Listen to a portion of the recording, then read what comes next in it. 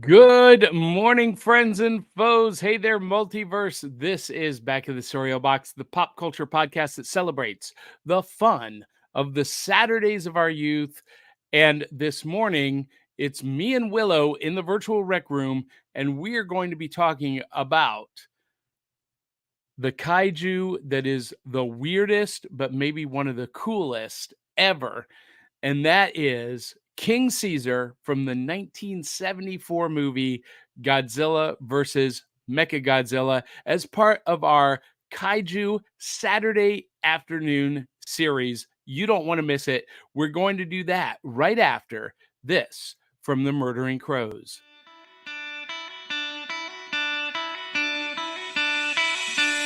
It's like Coca-Cola, Levi Strauss, Johnny Carson and Mickey Mouse. The first star was James Dean. Elvis Presley, and he's still the king.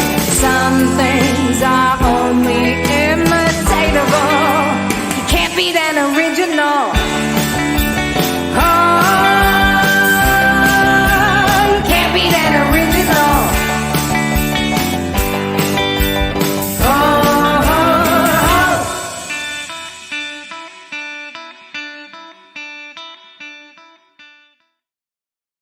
Hey there, friends and foes. That awesome theme song is performed by our good friends DL Memphis and the Murdering Crows. You can get their album, Four Bad Crows, on Amazon, iTunes, Google, or anywhere you buy music. And of course, we want to thank our Cereal Box super friends, Kate Hawkins, Eli Cash, Cindy Kep, Charisse Collins, Dave Mattingly. They help keep the lights on and bring you broadcast excellence every week.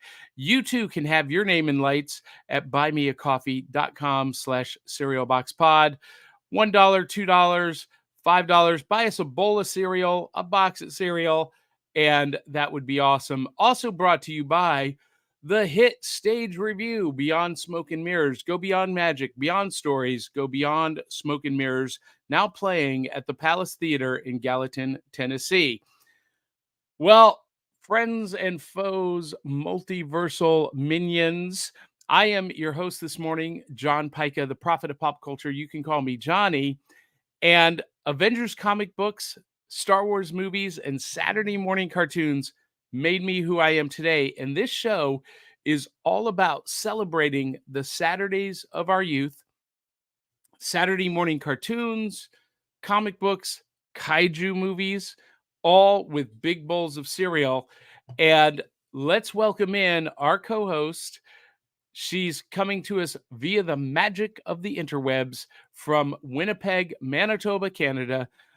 Your emotional support Canadian, the Peppermint Princess, the social media socialite. She is a fan of all things Ninja Turtles, Power Rangers, X-Men, and comic book geekiness in general.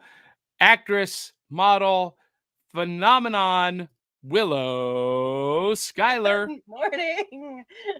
That may be one of the best intros I've ever done Actress, for anyone.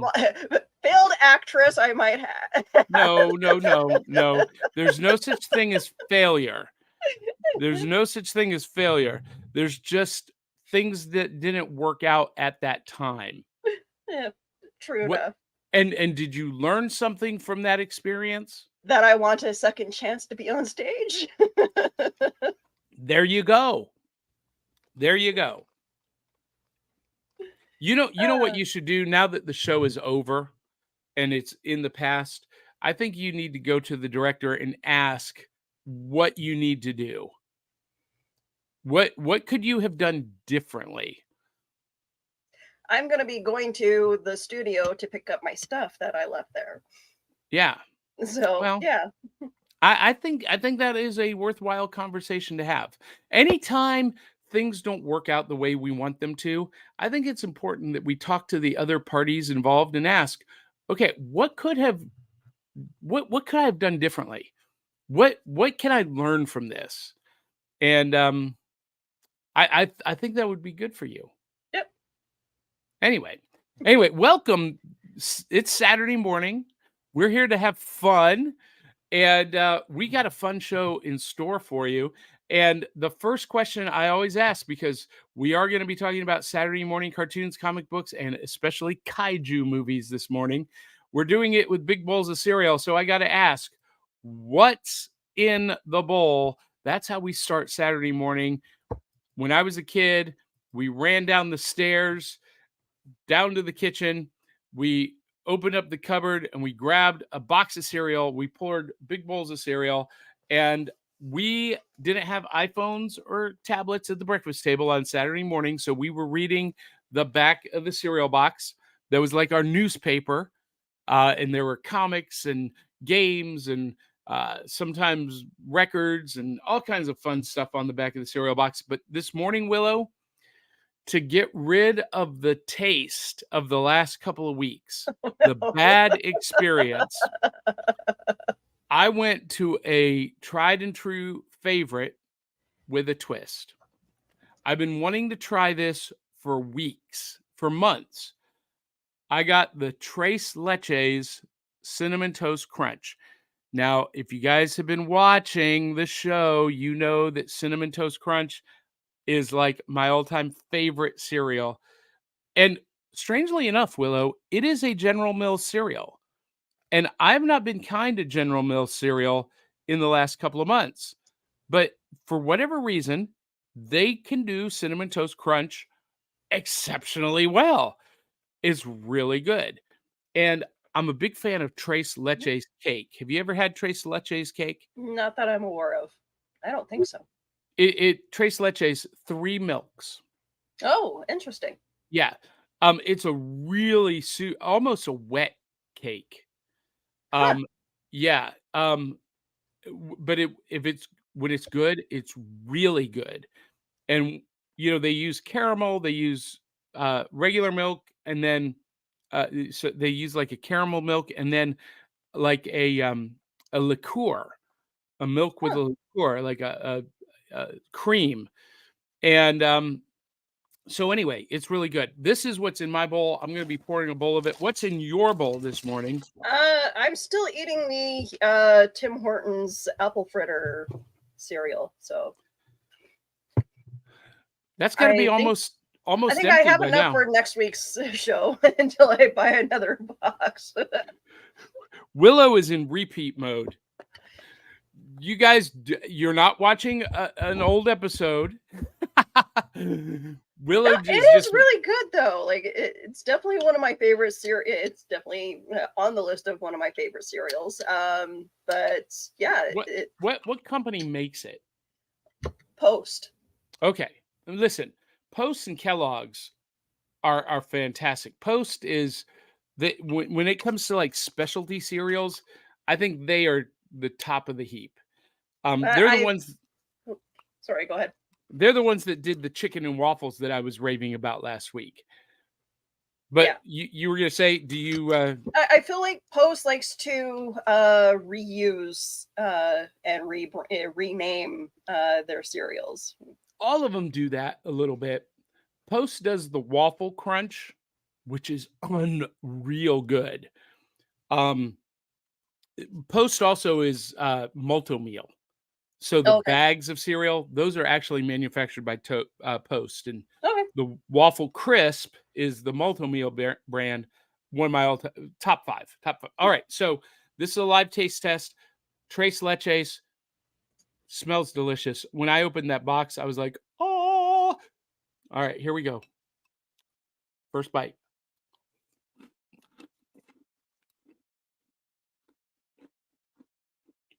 Sounds like it has a good crunch to it.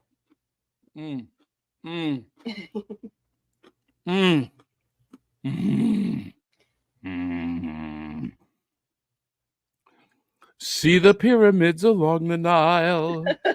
This isn't that kind of show, See the Johnny. marketplace in old Algiers. Unbelievably good. Why can General Mills do something this good? This is 5 bowls of cereal and a spoon on a scale of 1 to 5, 5 and a spoon. It's unreal good. How can General Mills make something this good and then make something as bad as Carmella Creeper and some of the other stuff that I've tried. How does that happen? Mm. Mm. Mm. So good. For those of you just listening, I apologize. You're hearing me crunch. But if you could see my face, if Willow were describing the action, we might have to censor this for it is very good. Now, I know everyone is wondering, where is Aubrey? Aubrey does chime in the chat. Hi there, friends. Aubrey is in New York. She New made York, New York. It's well, a wonderful town. upstate New York. On family business. It's so she's not with us this morning. She will be back next week. So this is a good segue. Let's do some audience comments. Dave Mattingly is with us again this morning. Says, good morning, Dave. Box Tops. You were missed last week, Dave, for sure. Cartoon Commotion says, hiya, homies. Glad I could make it this morning. I don't remember this guy, so it should be very interesting. He's talking, of course, about our main subject, King Caesar. Dave Mattingly says, high time we rename Winnipeg to Willowpeg. I like that idea. Move over downtown, Peggy. I'm coming after you. You know what? That should be the name of your blog. Willowpeg. Thank you, Dave. Dun, dun, dun, ta-da. And Dave agrees, the only way to fail is not to try. And Dave Mattingly also says, hail to the king, Caesar. And Dave Mattingly also adds, Tres Leches cake is like a pudding cake. Yeah, you know what? It really is. It's got almost a pudding consistency, but it's cake. Years ago at Starbucks, we had like a dulce de leche flavor. So that's something similar, or dulce de leche is caramel. Okay. Tres leche is it's got caramel, but it's also got the liqueur flavor. So, and this has it.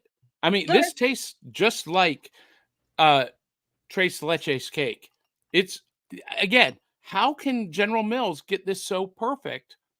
And anyway, look, it's my friend Kiri Bloodrose. She says, good morning, guys. Good morning, Kiri. Glad to have you with us. And Aubrey Cavett says, you're wearing out that cereal, Willow. I'll try to pick something different next week. Well, I'm glad Aubrey is in the chat, even though she doesn't have the video and audio technology remote. She'll be with us, hopefully, commenting. Yes, no, yes. And she says, morning, Dave. And Aubrey also adds, morning, Cade and Kiri. And she's jumped to YouTube. I love it. And Cartoon Commotion, Kate Hawkins says, good morning, everyone. Aubrey, Dave, Willow, Johnny, hope this Saturday is awesome for everybody. It will be. Do you know why? Because I don't have anything planned. Whoa. Except going to the comic shop. That's it. Oh, wow. I can't wait. A day of relaxation for Johnny? That's unheard of. I know. I know. Now, I am scheduled to do a tour later tonight at 7:45. For those of you who don't know, I lead tours of Haunted Nashville with Nightly Spirits. And tonight I'm scheduled at 7:45, but we only have 2 people booked. And they may move them to the earlier tour, which is almost sold out. So Oh, wow. If that happens, then I'll have a night off. And I'll go play games with my friends. We'll see if that happens. Anyway, it may not. Aubrey says Johnny's yummy cereal face. That's what we're gonna call it. Yeah, so my yucky cereal face is Yep. my yummy cereal face is oh. Yeah. Oh, it's so good. And this cereal milk is probably going to be epic. I'm just saying. Do you drink the milk afterwards? Absolutely. Absolutely. And how does the apple fritter cereal milk compare on a scale of 1 to 5? It does taste like the icing off of apple fritter. So good. So good. I wish we had the Tim Hortons brand in my area. I would love to try that, and I would love to try the mocha coffee thing that you had, or the cappuccino. What was it? Yeah, it was the mocha. But I think it was it was something else that they branded in the States for you guys. Well, it was Dunkin' Donuts, and I do have that. I did taste it. I didn't like it. I've never brought it on air. The same. I feel like that would be the same. Maybe. And Cartoon Commotion says Dave is secretly a branding expert. And Dave Mattingly responds, Cade, it's so secret, even I don't know about it. And Dave Mattingly says, Aubrey, I can't wait to see your beautiful face again next week. Aww. And Carrie Bloodrose says, Dave is right that the only failure is not to try. The only exception, though, is in a game of nuclear war. The only winning move is not to play. That's good. That's good. And Aubrey suggests we could try to do a cereal exchange across the border. We've talked about this many times, Aubrey, that we just need to run up to the Canadian border and toss things over the wall. Is there a wall? Well, There's Halloween is coming up. I could use another box of that monster cereal that we can't get up here for some reason. I've got the Monster Mash mix. I'm saving it till later in October. But I'm not excited about it because it's General Mills monster cereal.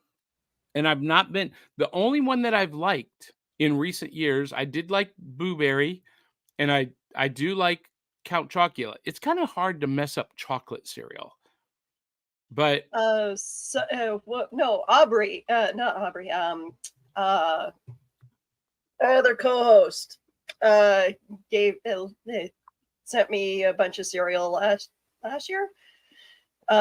D. Barty. Who, if anyone's been wondering where Dee's been, she's had personal issues that have taken her off the show for the time being. She might be back. We had a conversation this week. Dave Mattingly says, Carrie Bloodrose, wouldn't you prefer a nice game of chess? And Carrie responds, how about tic-tac-toe instead?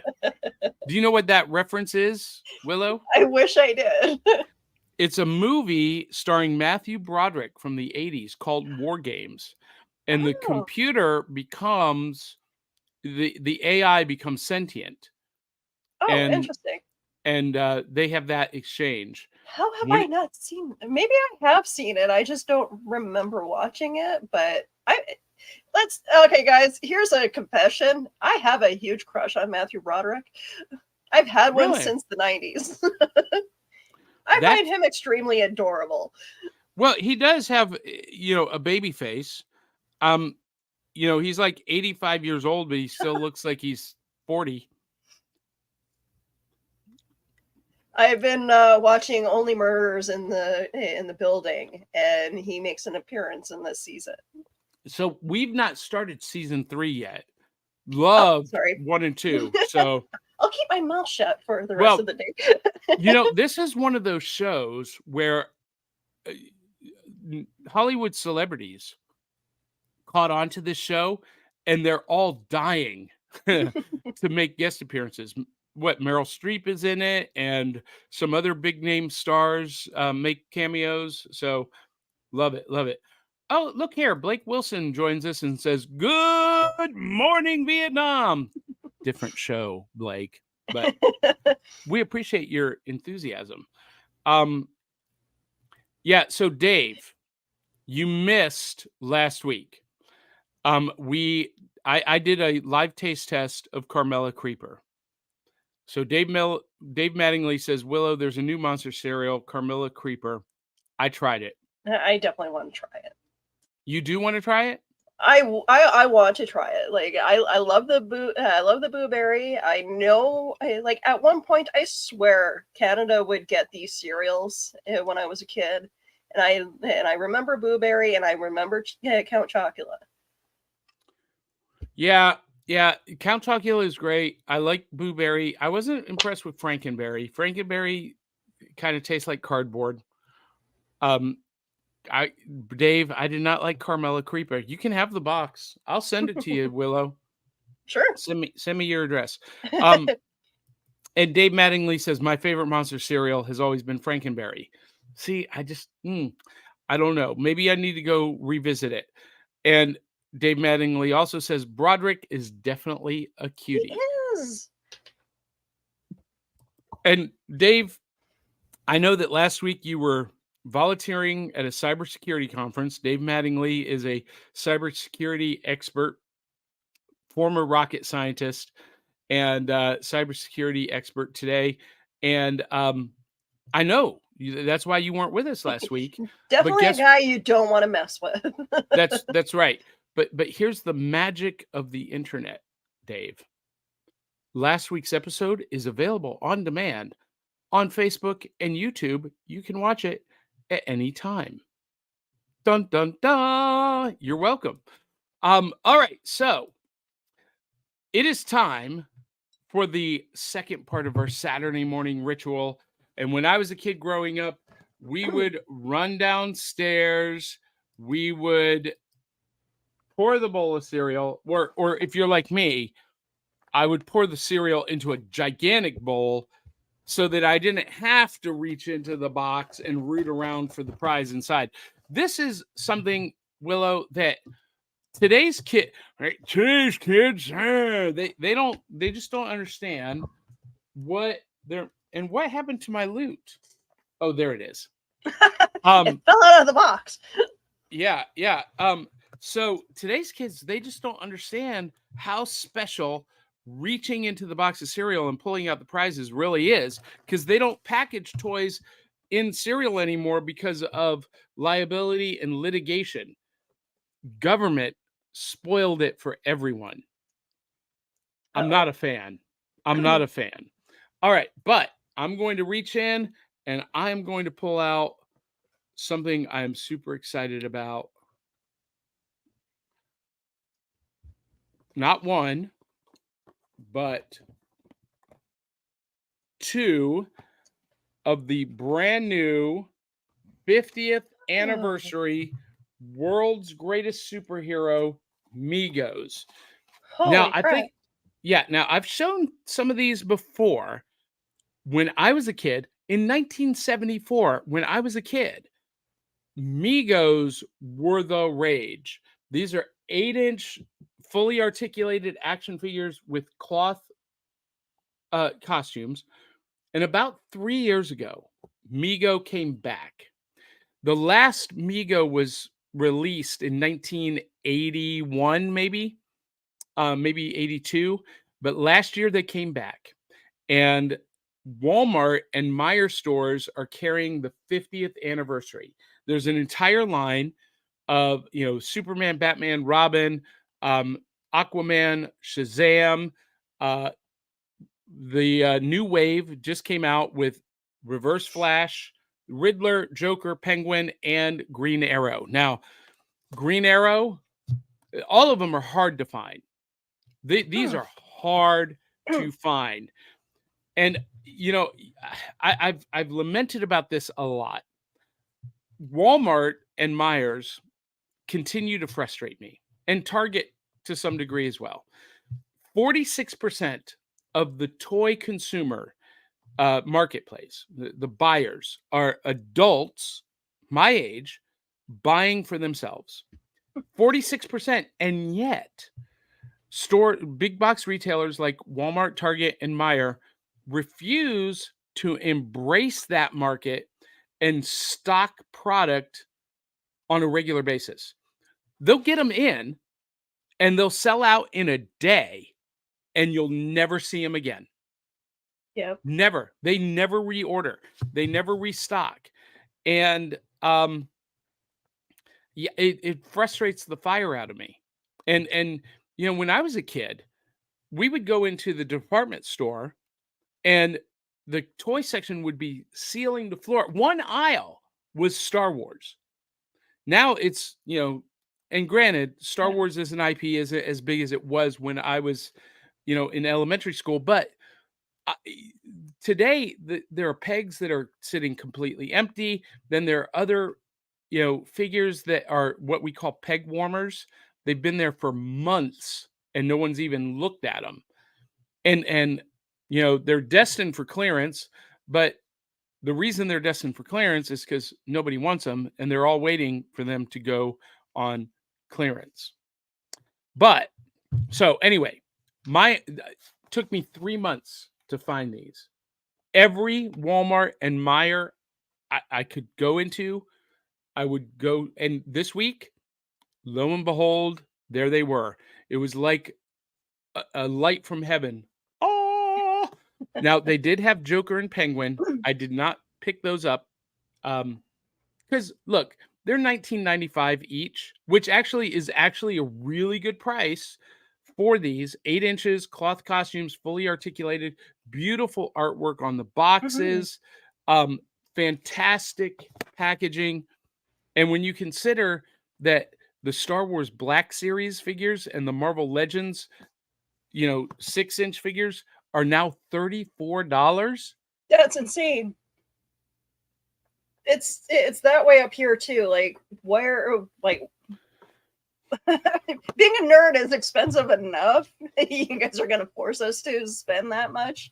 Well, here's what gets really frustrating. The new Mattel or Playmates, I can't remember which one does it. Teenage Mutant Ninja Turtle Mutant Mayhem figures are $9.97, $10.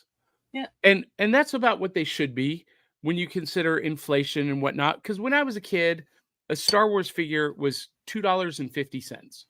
And that was a lot of money back then that, you know, we had to save up for. And so maybe with inflation, $34 is the right price. But, you know, even back, I want to say back in the 70s, these figures were $1.99. Now they're $20. Have you noticed that? And I'm sorry for bad mouthing Disney for this, but have you noticed that since Disney bought out Star Wars and, you know, it got the rights for Marvel, that prices of those figurines went up? Well, that's not necessarily because of Disney's ownership of the IP or the licensing. It's actually, we did an episode about this last year. I think that it is Hasbro mismanaging the IPs to a negligent degree. That's a whole nother subject that we could get into. But anyway, do you got any loot in your cereal box this morning? I do. So we went to Spirit Halloween and my husband ordered the Proton pack. This thing is $300. And how do you feel about that expenditure, Willow? I'm okay with it because I know I'm gonna probably spend just as much in the next little while for stuff. So, but what do you do when you have a proton pack and figuring out how it works? You aim it directly into your face. Of course, that's what you do. So now, now that he's got the proton pack, he's got to get the rest of the outfit. Yep. And you've got to join the Winnipeg Ghostbusters. We might actually. That is a plan. We've been. I actually know a couple people in that group, so Yeah, go cosplay at conventions and whatnot. That's awesome. And of course, New Loot has been brought to you by the Tales of the Decoverse series, available on Amazon, Barnes and Noble, and the next volume is coming out next month. I'll be excited to share more details with you. Oh, that reminds me, I got to send some stuff to the publisher. Make a note. Oops. Make a note, Johnny. Cover notes. All right. So let's get back to some viewer comments, audience comments. Dave Mattingly says, today I'm going to an invention festival, the Louisville Maker Fair. After that, my neighborhood annual street fest. You know, Dave, I am so jealous of you. You live the life we all wish we could. Dave Mattingly says, Johnny ate cereal out of a mixing bowl. Servings per container equal 1. You know, you might not be wrong, Dave. That might explain why I was 300 pounds as a kid. Curie Bloodrose says, I hadn't reached for a toy in the longest time. I hadn't eaten cereal in a long time, though. Yeah, reached in for a toy. Yeah, well, neither have I, Curie, because they stopped packaging them in cereal boxes like 20 years ago, maybe longer. It's a memory of days gone by. And you know, that really pains me, Willow, that my kids, the millennials and Gen Z, will never share that memory that I just shared of reaching into the cereal box to pull out the toy, the prize inside. My kids will never know what that is, and when they're my age, they'll not have that memory to share. That kind of hurts my heart a little bit. they can skip the fighting over who gets the toy out of the box this turn. That was a thing. That was a thing. That's why. Listen, that's why I was always up and in the kitchen first. My little brother, he didn't really care. He was a sports guy, so you know, unless it was a football or sports trading cards, which they did trading cards. He didn't really care. He didn't care about the Flintstones. He didn't want the Captain Crunch car or the diving submarine. He wanted the sports cards and any like sports miniatures. And sometimes we had those, and I didn't care about those. So I was like, take them, enjoy them. Aubrey says, I love that Riddler figurine. And by the way, when I was a kid, I had the entire line of Megos except Riddler and Penguin and Catwoman. I didn't have those 3 out of all of the ones they made when I was a kid. I had them all, but except for those 3. So when I had the opportunity to grab the Riddler on the 50th anniversary, I did. So I've come to appreciate the Riddler a lot more as an adult than I did as a kid. Now, and that's largely due to the appreciation of Frank Gorshin's performance on the Batman 1966 series. You know what I'm talking about? I think Willow? Yes, I think so. With Adam West and Burt Yeah. Ward, Yeah, Frank Gorshin played the Riddler. He was brilliant. Now, here's something interesting. See if you can bring this up. They put a belt on the Riddler. Now, he did have a belt in the original comic costume, but this belt is just a recolored Batman utility belt. This is the exact same belt that Batman wears, just in yellow. How funny is that? Dave Mattingly says, Reverse Flash and Riddler, serial killers. Dun, dun, dun. Da, da, da, da, da, da, da. So Dave Mattingly says they can't restock the villains because they escape.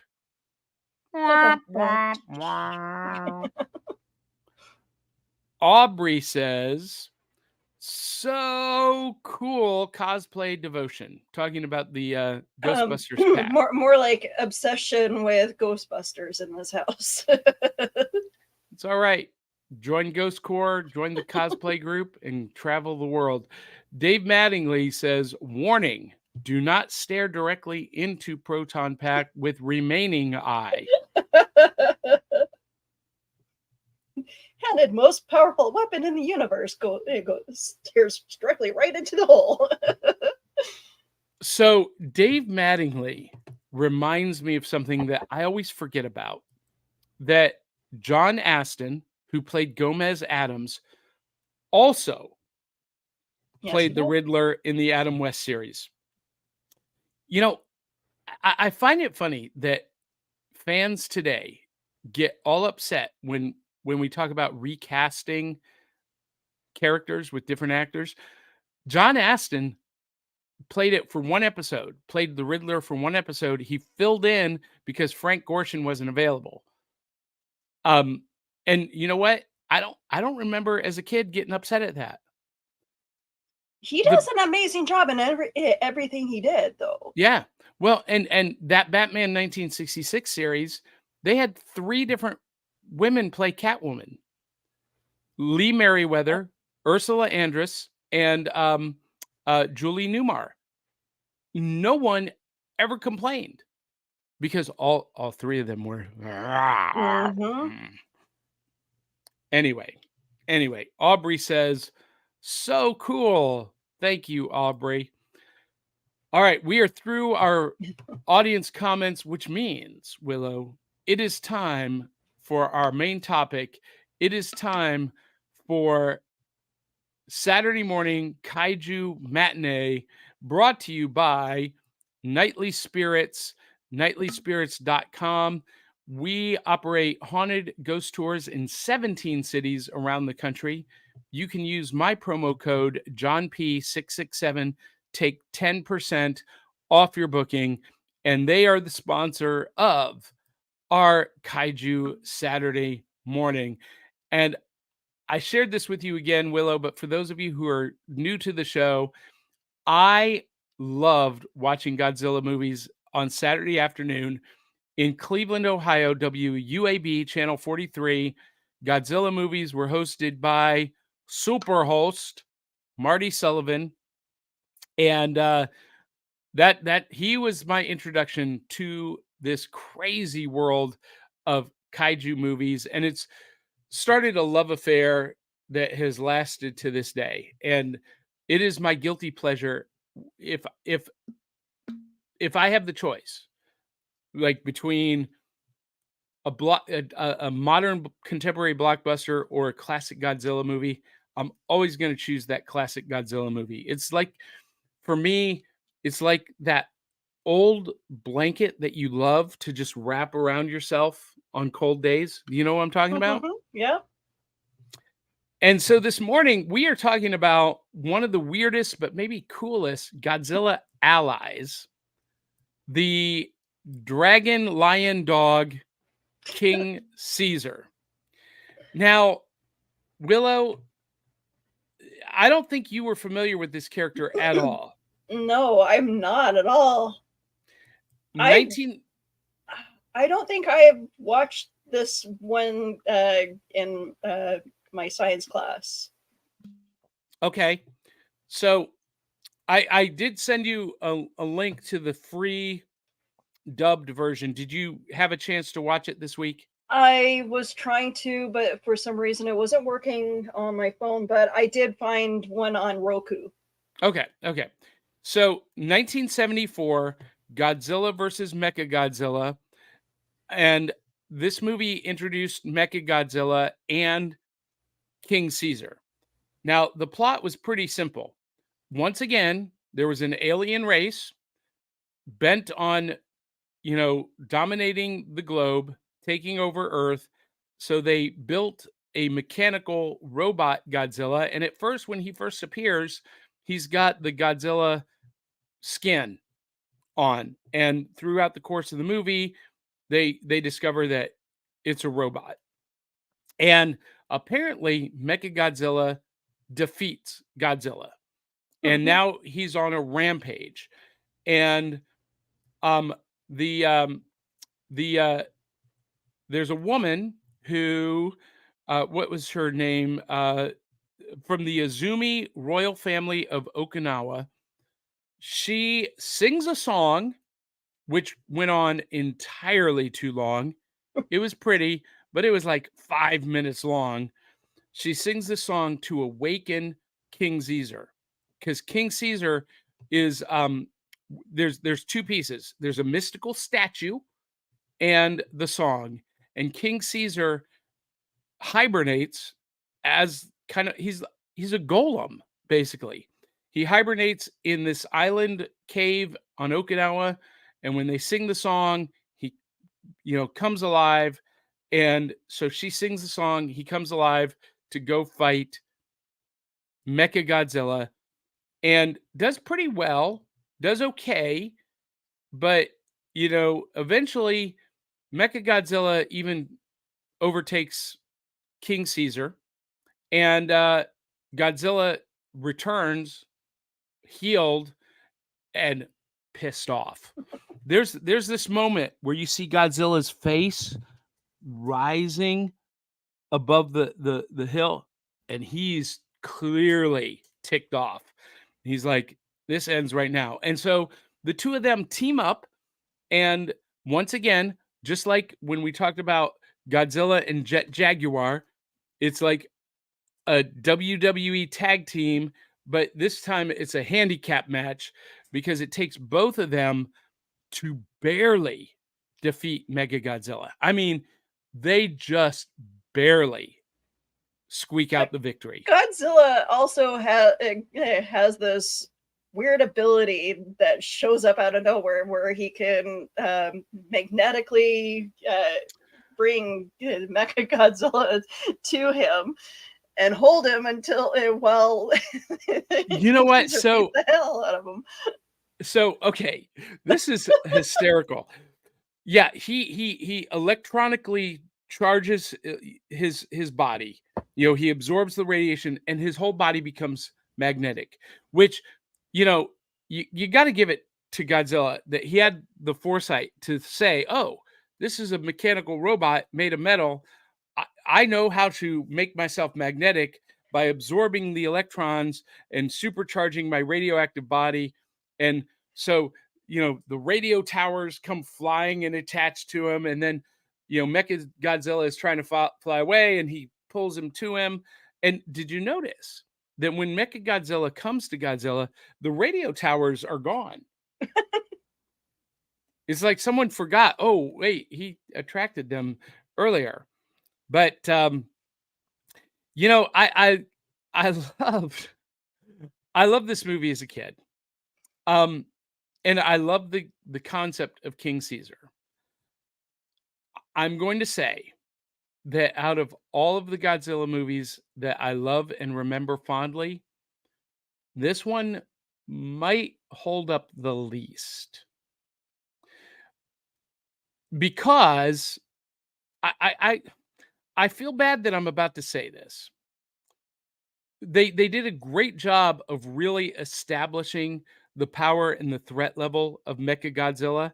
I mean, he almost took out the heroes combined by himself. And from this point on, anytime Mechagodzilla shows up, you're like, oh crap, this is bad. But King Caesar, is as cool as he was and as much hope as they put in him, he was really not effective. The design is I can see what they were trying to go for, but I don't know, just the design of him looks very all over the place. Well, so it's based on the mythological characters of Japan, dragons, and we've talked about this before. The dragons in Japanese mythology have a very dog style face. And so this was, supposed to be kind of this dragon lion hybrid. And But once the three-way battle royale starts, I mean, King Caesar's pretty much, I mean, he's kept at bay and very ineffectual. And I hate to say that. However, he makes a return in 2004 Godzilla Final Wars.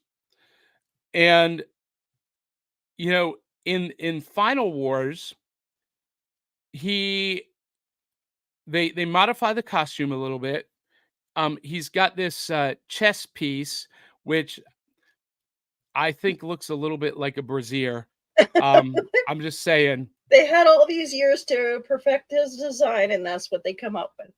I wasn't a fan of this design. I mean, the face is a lot better. I like that, and the costume was lightweight, so that the actor, who was a great stuntman and martial artist, could actually do stunts and fly through the air and kick and there's one scene in Final Wars where he's fighting Godzilla and he runs up the side of a cliff and does a backflip over him.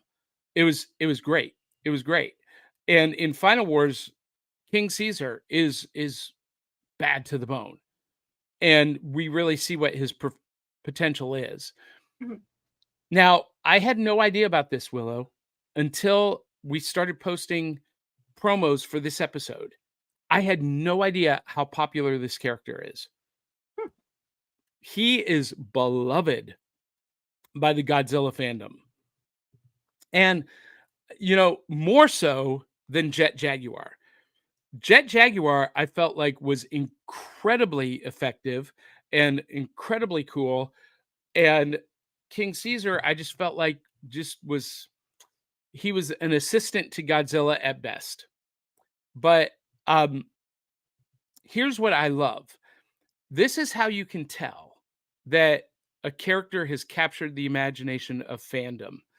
And that is when you start seeing more fan art than official photos from the film. Like, for example, this is Oh. King Caesar versus King Kong. And I love this character redesign. This is a character redesign of King Caesar with tusks and smaller ears. I mean, that guy looks like someone you don't want to mess with. Yeah, I love that design. Yeah. That is Here's another fan redesign. I actually like this too. hmm Very strong, has a very ancient feeling to his face. I like that. This is an interesting take on King Caesar, embracing the lion dog hybrid. Oh. That's pretty cool, right? hmm And this is another one along the same lines. Look at how cool that is. That's definitely got the lion feel, the I'd lion collect dragon the toys feel. on that one. That's cool. I like that. Yeah, that's a great character redesign. And then of course this piece of original art that was published this week, Oh, hey. that's mine. Huh. Yeah, I did a King Caesar Jet Jaguar team up. That's what I want to see in a movie. But Willow, you made a comparison, which I think is a very good comparison. You compared Jet Jaguar to Well, Goldar. yeah, King Caesar looks. Oh yeah, King like, Caesar. I'm sorry. The design of King Caesar looks like Goldar from Power Rangers. Definitely looks highly influenced by King Caesar. Yeah, I would dare say that. Yeah, absolutely influenced by King Caesar. Now I had forgotten that Goldar had wings, though. Did he ever use the wings? Could he fly? He used them periodically. With the fighting, I don't recall if he actually flew long distances. I can't recall that. Okay. Yeah, see, I feel like King Caesar needs a sword or a club or some kind of staff or weapon like the Monkey King. That would have made him a little bit cooler. But yeah, I definitely see the influences here, especially when you compare that image to Goldar. And what's interesting is when we were reading the original description for King Caesar, and originally King Caesar was called Kingu Shisa. So it combined the words king and Shisa, and it refers to a creature prevalent in Okinawan mythology. So this was the original adaptation of that mythology, and the original name was King Caesar, Seeser, and but you know, through errors in captioning and whatnot, he became King Caesar, which I I kind of dig that. But when we were reading the description, the basis for King Caesar was originally King Balgon, which was that Okinawan mythology, also known as King Vulcan, King Vulcan.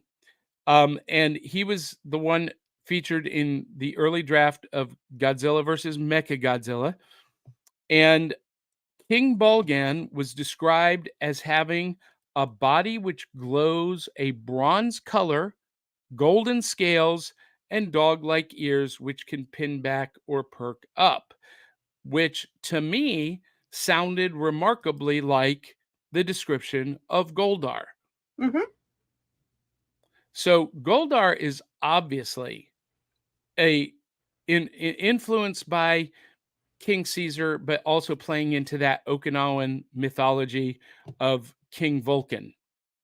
So anyway, a lot of our fans just learned something very new.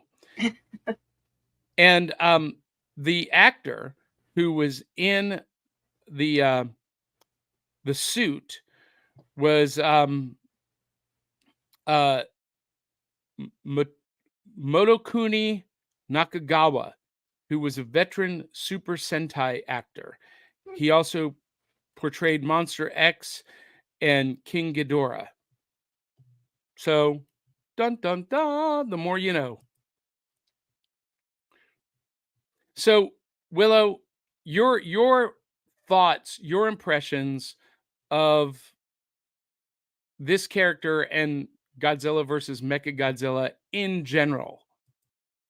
I don't know if it's the best one out of the Godzilla movies. I find I think the Jet Jaguar one was a little bit better than this one, but I could be wrong. I'll try watching a little bit more and see if I can do a proper comparison. But I could definitely see the huge influence of the fight scenes between these characters and what we got for Power Rangers. So this is definitely like, so someone definitely was watching this and went, okay, we can design Goldar and the characters of the monsters for Power Rangers through this. So, we've had this conversation before. It's interesting to me that you love Power Rangers. I love Power Rangers.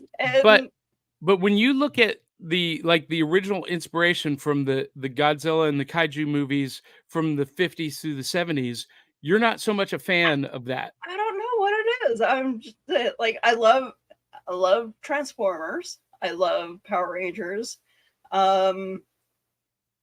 I don't, and then of course my husband showed me like the Voltron stuff, and that is all fascinating to me. But for some reason, I try to sit down and watch these Godzilla movies, and I'm just like, I don't know. Maybe it's just the cheesiness of the costumes and I don't know. But see, I don't see it as cheesiness. I see it as the craftsmanship of the day. I mean, let's face it. In the 50s, the 60s, and the 70s, we didn't have the same kind of fabrication of props that we do today. And production values were not. We didn't have CGI. We didn't have. So that whole practical effects is something that I love, and I really appreciate the craftsmanship that goes into building those costumes and the puppetry and the animation to make us feel. Because there are times where I have to remind myself, oh, that's not a real fire breathing lizard. That's a guy in a suit. Like I'm learning, like I'm enjoying seeing a lot of this stuff and learning what got you interested in this stuff. I don't know what it is. I think sometimes, like especially with having to read some of the subtitles, maybe that's taking me out of the magic. Okay, that's fair. I can dig that. So we have some comments here. Blake Wilson joins us this morning and says, "I look like King Caesar before I have my coffee." I think a lot of people in the audience can probably relate to that. And Dave Mattingly says, "Godzilla didn't go all those years to all those years of kaiju engineering college for nothing." Talking about the magnetism that he's able to. Anyway, the surprise superpower that should have been explained, but yeah. And of course, Dave Mattingly says King Caesar knows the importance of a sports bra during strenuous battles. Yeah, I don't get that. He was so much cooler in Godzilla Final Wars, except for that. I don't get it. I know what they were trying to do. They were trying to do like an armored chess piece, but it just in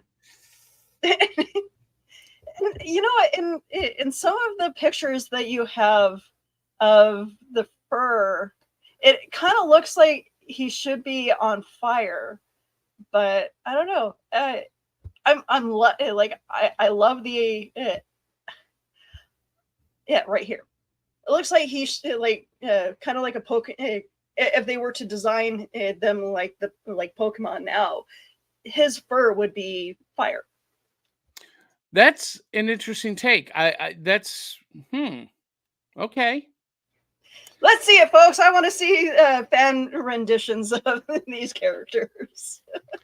That's awesome. Ryan Permisson says, "I met Goldar once, aka Kerrigan Mahan, nice guy." And Aubrey agrees that I agree Goldar was influenced by King Caesar's character base.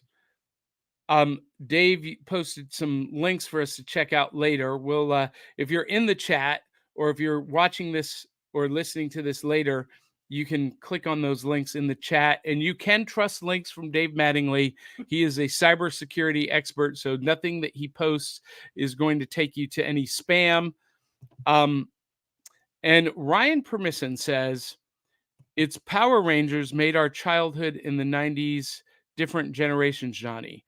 Well, okay, but I'm learning too. I'm learning a lot through Johnny and what influenced his childhood, and realizing that a lot of my childhood was influenced by his childhood. So exactly, and Power Rangers just hit me at a time in my adulthood that I didn't have the same appreciation for it. Now, I do love the Power Rangers comics, Ryan. And I did pick up the 30th anniversary special issue last week, which was pretty good. The only problem I have with the Power Rangers comics, little nitpick, is that they assume you know everything that has happened before. And that bugs me. That bugs me anytime I'm reading a comic series. I don't want to have, it's like the same complaint people have about the Marvel movies or the Star Wars movies? Do I have to have watched everything to understand what's going on? And the short answer is yes. The long answer is no, but it gives you more and richer appreciation. But I feel like with the Power Rangers comic series, if I haven't read what's come before, I, I I'm lost. And Aubrey asked, Johnny, what do you think of the new series called Monarch Legacy of Monsters? I've not seen this, Aubrey. I don't know what that is. You're going to have to send me a link. I just don't know. Another show that we have to compare to. Yeah, I don't know that. And my good friend producer Jemmy is with us. Yay, Jemmy! She says she doesn't love their roots. LOL. Talking about you, Aubrey. No, you're learning to appreciate the roots. And I think this is, a part of the purpose of the show is not just for Johnny to relive the magic of his youth, but to share a lot of this love of these classic properties and characters with the audience and help you discover something new. Even if it's an older property, if you've never seen it, it's new to you. And for a lot of you, we're reintroducing you to some of your favorite things from your youth that you've forgotten about. And for some of you, we're introducing you to brand new things that you were never aware of before. And you're going to fall in love with them brand new. And I love that. That's how we serve, Willow. But I can definitely see why Jet Jaguar is like the fan favorite compared to King Caesar. Well, no, it's the opposite. King Caesar is far more popular than Jet Jaguar. Oh, I thought it would be. Oh, no, okay, no. My apologies, guys. Now, for me, I am a bigger fan of Jet Jaguar. He is like my favorite Godzilla character of all time. I like King Caesar, and I think he's really cool, as weird as he is. But it's the fan base that went berserk over the promo that I was posting for this episode this morning. It was unbelievable. Now, leave it to Ryan Permission to completely go off topic. And we will acknowledge this comment, Ryan. He says, good morning, everyone. How are you? Happy Batman Day every day. Favorite Batman movie, comic, etc. Go. Well, favorite Batman movie is the classic Batman 1989 by Tim Burton with Michael Keaton and Jack Nicholson. That's the GOAT. So we will indulge you. And as far as animated series, The Batman, I think, is superior to Batman the Animated Series. I honestly haven't really watched the Batman animated series yet, but because it's going to be on the list coming up. I am a huge fan of the Batman animated series, and as far as I'm concerned, the Mask of the Phantasm is the best one. When it comes to the movies. Yeah, it's a masterpiece, that's for sure. Dave Mattingly says, Ryan Permission, my favorite Batman movie is Batman 1966 and Batman Begins. That's interesting. That's quite the dichotomy. I mean, listen, Batman 1966 with him carrying the bomb and running around, that was all improvised. Did you know that? Yeah. That was not in the script that way. Blake corrected me. I said Ursula Andress was Catwoman. I meant Eartha Kitt. When I said Ursula Andress, I saw Eartha Kitt in my mind. But maybe Ursula Andress was Catwoman. No, because there were only 3. Yeah. And but he says Eartha Kitt was Catwoman as well. Meow. And Dave Mattingly says, in the Cape Crusader Returns movie, which was great, by the way, Batman gets hit on the head and sees 3 Catwoman until his vision clears, each of the 3 actresses. So I was right. But Eartha Kitt, not Ursula Andress. And then Julie Newmar and Mayweather. Lee Merriweather. Lee Yeah. Merriweather. Thank you. So, all right. So Dave Mattingly agrees that Batman versus Dracula is a fantastic movie, and that is my favorite animated Batman, The Batman. And it is a great movie. Great. And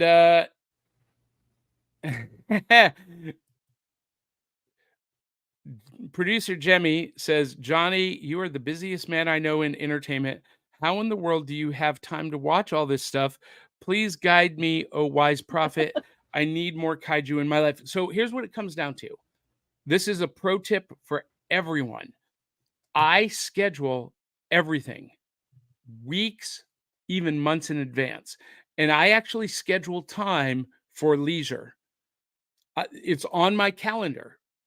Times are blocked out for watching movies, reading comics, doing, research on these topics. I control my schedule. I don't let my schedule control me. And you make time for what's important to you is basically what it all comes down to.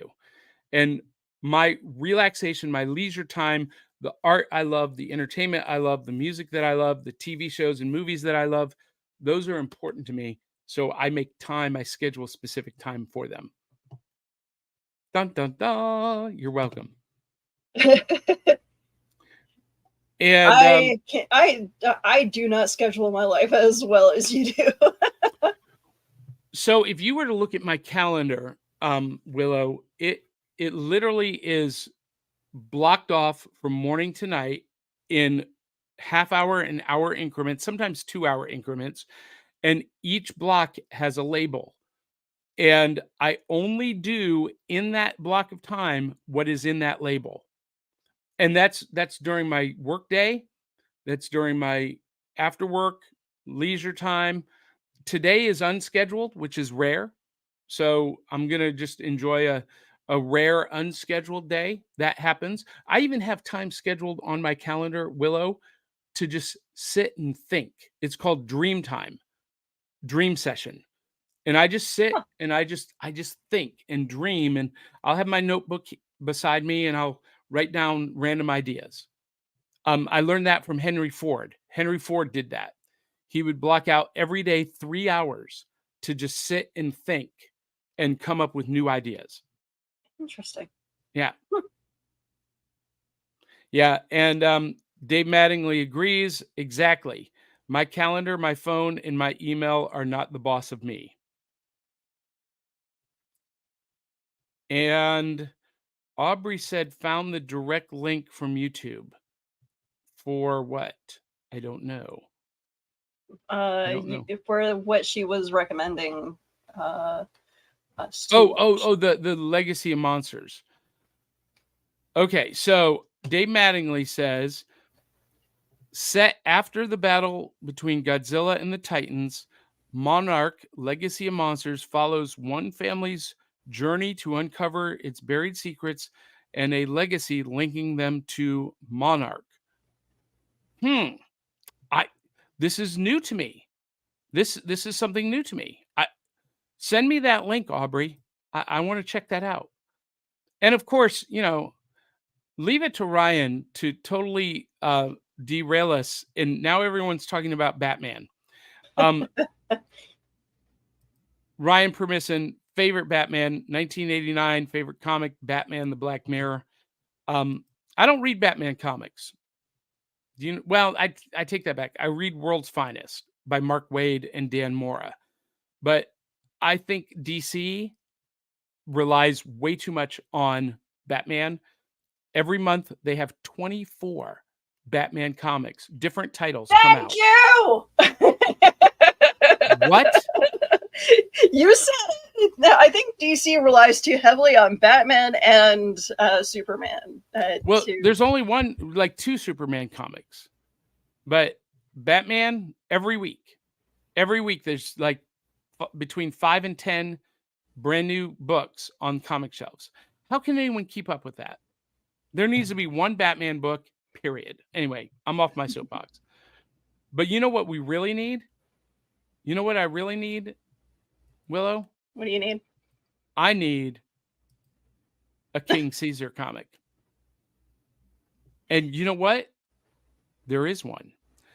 I just read Godzilla, Monsters and Protectors, and I wish I'd thought to bring it up. And it focuses around King Caesar. Um, really great stuff. Now, here's what I love about this character, Willow. The battle is done. They've defeated Mechagodzilla. King Caesar goes back to his cave in Okinawa, sits down, becomes a statue, and the ground rumbles and the rocks fall off the mountain and seal him back into the cave until the next time the Azumi royal family needs him and calls upon him to save the world once again. All right. This is his face in the cave. Did you know? You probably didn't realize this. His eyes were car taillights. Oh, that's Yeah. interesting. Yeah, the actor couldn't see a thing. He saw through the nostrils. Yeah. Anyway, fun facts that you didn't know about King Caesar. I love this character. I want to see more of him. More of them. So anyway, lot of great comments in the super chat. Ryan is stuck on Batman. Today is Batman Day. He just refuses to participate in the conversation about King Caesar. Some of the best trades are Batman stories. Just saying. He does the same in our host chat. I know. Ryan, you are the great derailer. That's going to be your nickname from now on. Oh, this is hysterical. Dave Mattingly says, "Do King Caesar's eyes turn white when he backs up?" That's good. I don't know, Dave. We need to ask the experts on that one. Anyway, so thank you everyone for joining us. This has been a lot of fun. And Ryan, although I give you a lot of grief, I don't really mean it. Yeah, I do. You're our little brother and we love you. Oh, he says, let's put that on a shirt. The great derailer, Ryan Permisson. I love it. That would be great. All right. So we got to go. Willow, any last thoughts? Final thoughts. I'm looking forward to learning what's next on the watch list. So next week we're going to take a look at the Hanna-Barbera Godzilla cartoon series. Ooh. And I sent you. I've been able to find on YouTube. Toho Official has released all of the episodes in parts. I've watched quite a few of them this week. I will send you the links to the YouTube links. Very different interpretation. I don't know if I like it or not. I loved it as a kid. I don't know that I like it as an adult, but we'll talk about that next week. And then after that, I'm going to do a solo episode just for the audio only, kind of ranking what fans have decided are the top 5 Godzilla Kaiju movies. So be on the lookout for that in the next couple of days on Apple, Spotify, and then in 2 weeks, we are going to take a look at the Saturday Monster Matinee movie that I think is the best Godzilla movie ever made, Godzilla Final Wars. Okay. And Willow, you are going to love this because this was made in 2004 and it is heavily influenced by the Power Rangers. Okay. Yeah, you're going to like it. And Aubrey asks a great question. How many kaiju have car parts as body parts? A lot more than you thought. We'll just put it that way. And Aubrey says, woohoo, next week, cartoons again. Yay, animation. Relief from live action. All right, Aubrey, you and I are going to have a conversation, I think. I'm kidding. No, I'm serious. No. I know. Look, I know not everyone is as big a fan of all of this as I am, but it is part of my youth, and it is part of my generation's youth. This is a big piece of what Saturday mornings and Saturday afternoons were like when I was a kid, and we're getting tons of new fans talking about Saturday afternoon kaiju movies. So we'll do cartoons again soon. We're going to do a series coming up on animated movies. And we're going to have to curate that because there's a lot. But, we'll be talking about like Batman Mask of the Phantasm. We'll be doing Batman versus Dracula. We'll be doing... let me bring out my costumes. Yeah, bring it.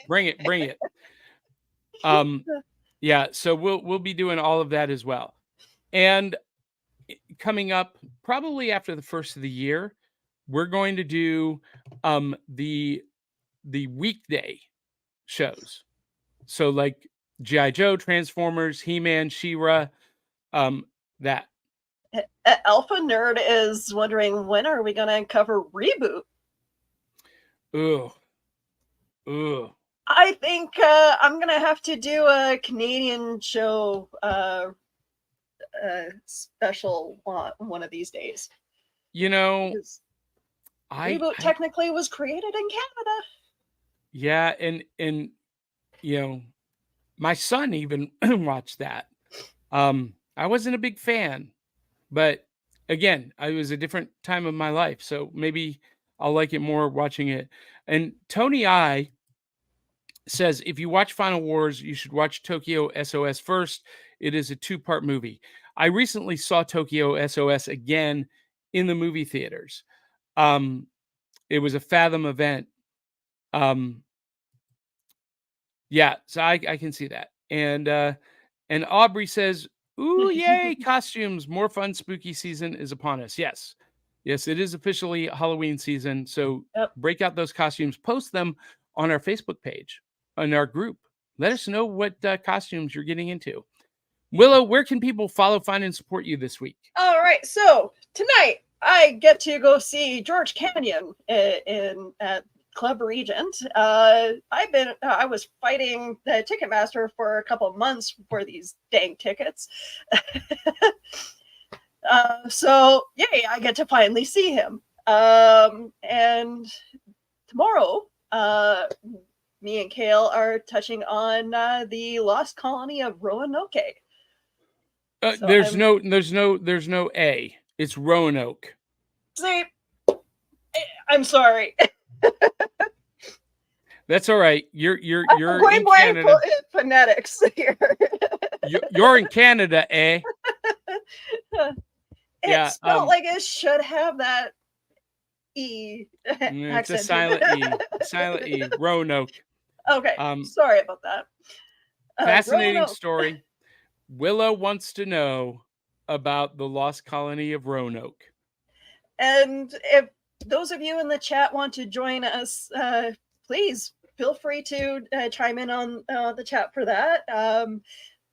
So yeah, join us on Cryptic Crunch. Yeah, tomorrow night at 8 p.m. here on the Cereal Box Network, Cryptid Crunch. Check it out. This week, I'm going to be busy for the next show, September 23rd, next Saturday, Beyond Smoke and Mirrors, Gallatin Palace Theater, 1 p.m. showtime. This will be the last of this specific show.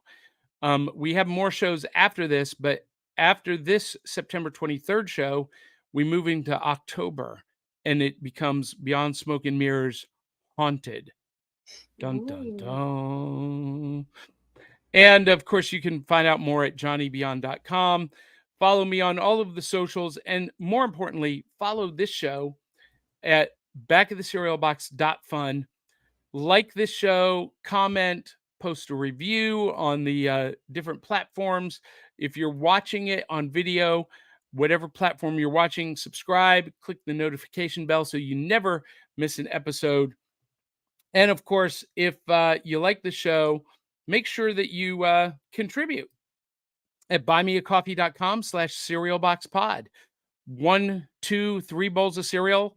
Heck, buy us a whole box of cereal. That helps us continue to produce quality programming just for you. And if you hate the show, donate even more generously. That way we can improve it just for you. And so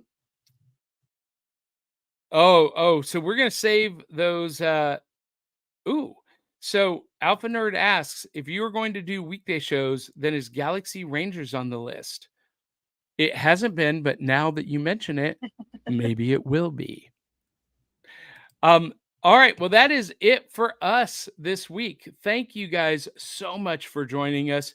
Until the next time, tell 200-300 of your closest friends and family to come share the fun. Love you, mean it. We'll catch you on the back of the cereal box. Have a good night.